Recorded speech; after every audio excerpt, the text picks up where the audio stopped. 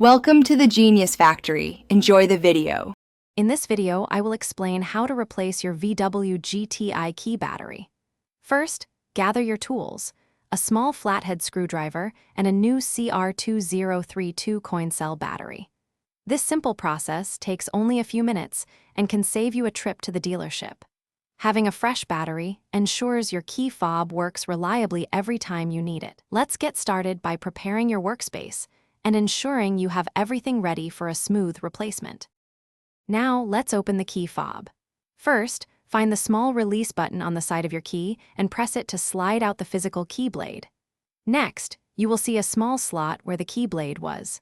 Carefully insert your small flathead screwdriver into this slot. With a gentle twist, the two halves of the key fob casing should separate, revealing the internal components and the old battery. With the key fob open, you can now access the battery. Gently pry out the old CR2032 battery from its holder using your screwdriver, being careful not to damage the contacts. Pay close attention to how the old battery was oriented, typically with the positive side facing upwards.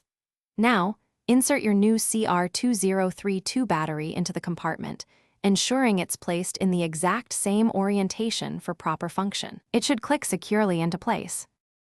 Finally, it's time to reassemble your key fob.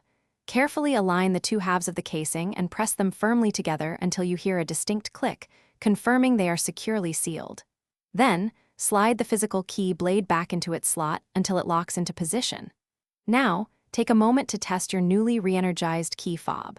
Try locking and unlocking your vehicle to ensure everything is working perfectly. Congratulations, you've successfully replaced your key battery. Thanks for watching. If you found this helpful, don't forget to like and subscribe.